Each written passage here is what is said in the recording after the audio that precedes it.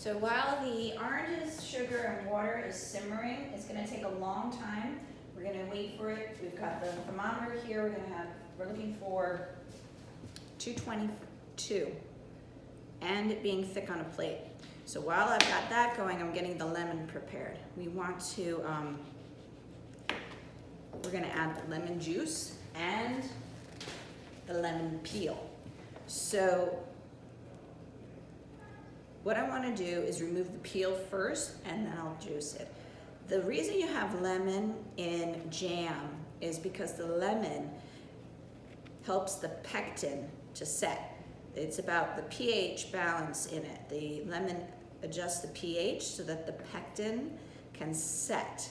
And you need pectin in our jam. Pectin is natural, it's in the fruits, and the lemon helps it set. Blueberries are incredibly high in pectin. So what I'm doing is I'm removing segments of our lemon peel. And why I'm doing this is because what we're gonna do is we're going to cook the lemon peel. We're going to put it in some cold water, bring it to a boil, strain it, repeat 3 times or 4 times, 3 or 4 times. And why do we do that? We're removing the bitter taste that is in the peel. So this white pith part, that is very, very bitter tasting. And if we don't do this water bath routine, bringing it to a boil, straining, clean cold water, repeat, it remains bitter. So another thing, see this, that's the pith. I'm going to use my knife, my paring knife, like a fillet, like I'm filleting a fish, and I'm going to press it down and remove that excess white pith. Okay? You don't want to cut down too far, you just want to remove a little bit of that pith. So I gotta teach the class. I'm gonna continue to remove this, and then I can squeeze the juice. Okay, so we need to squeeze all of the juice out of that lemon, put it into our measuring cup, and then we're gonna pour it into our oranges, water, sugar. Remember that lemon helps the pectin set. I'm gonna stir that in, and we're gonna look for it to be thick and at the correct temperature. So now on this thermometer, it looks like it's already reached that temperature, but the consistency tells me that's not the case. So this thermometer now, after using it yesterday and today, it could be that this thermometer is not calibrated exactly properly, so we might have to go up just a bit higher on it. It would be if I had a digital instant read thermometer, that would be a lot more accurate, but this is fine. The true test is putting it on the plate, putting it in the refrigerator, and making sure once it's cool, it's set enough. Now, over here, I have the lemon peels. I'm bringing that water to a boil. This is the 3rd time. I'm gonna do it 4 times. I don't want any bitter taste. After making the lemon marmalade yesterday and having it taste bitter and then having to add honey at the end, I really wanna make sure no bitter flavor is gonna be in my marmalade. So I'm gonna rinse, boil this 4 times. So this is the 3rd one. I gotta do it 1 more time. And then I'll slice that very finely and add it to this mixture and continue to cook.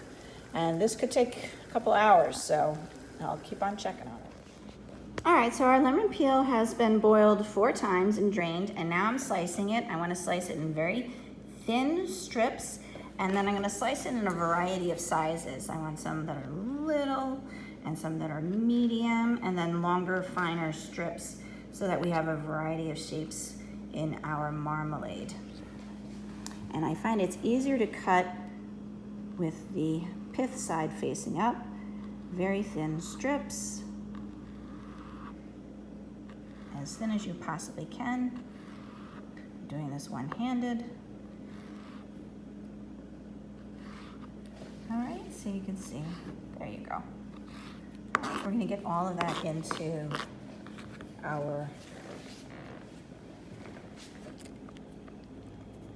simmering orange marmalade. Orange lemon marmalade, I should say, sorry. And this is getting thicker. I'm not sure if you can tell, but you can see it's getting much thicker now. So this has been going a while. And I keep simmering it. Put the rest of this orange in there.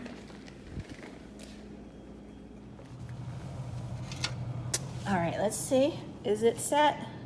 Oh, it's not moving at all. All right, this might be done. Okay. Look how nice that is. Beautiful. Okay, let me just see how thick. Taste. Okay, it's not as bitter as the last one. That looks glorious. Ooh, yummy. All right, so we're gonna have to let it cool, and I'm gonna put it in some containers. I'm gonna turn this off.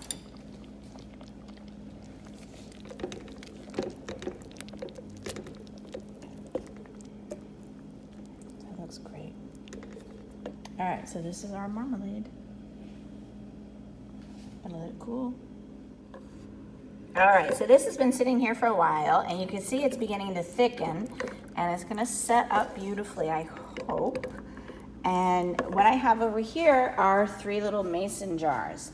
I've just washed them with soap and water and very, very hot water, and they're drying here. Now, I am not doing the process of canning. I'm just gonna keep these in the refrigerator. So this is gonna be my refrigerator marmalade. Refrigerator jams and jellies are, an actual category of jams and jellies, which are made and they're just stored in the refrigerator. They're not canned or jarred for long term. There is a whole process if you are going to do that. It requires boiling and making sure you get the seal correct on it so that it's almost like a vacuum packed so no air can get to it and start any deterioration of the food product. And I really would rather learn more about that before I try to teach it. I did try to do that process many years ago in the restaurant, and I had the jars of strawberry jam at the time on my table. Most of them I kept in the refrigerator, but I had 2 on my table, and I guess I didn't do it properly because one of those jars actually exploded. It was there for a while, maybe several weeks. I'm not sure. It could have been months. But anyhow, that's the process. When you jar and can things, you are able to make them shelf stable for a long time. And so I had it on my table at work, and all of a sudden one day I came in and it had exploded. The top had been pushed off by the gases, and it was rotting away, unfortunately. And it was like a foam. It had pushed it up, and it was foaming over the side. It was really gross. But anyhow, ever since then, I really just been too scared to do it without getting proper instruction from somebody who does it all the time. There was a course once at Cornell Cooperative in Orange County, all the way in Middletown, New York, and they were offering it, but it was so far away I couldn't make it. But one of these days I will take a course and know how to do it properly, and then I can show you. But for now, I'm just gonna put them into our mason jars and store the marmalade in the refrigerator, so that way it will not go bad. And there are large wide mouth funnels that you can get, and there's all these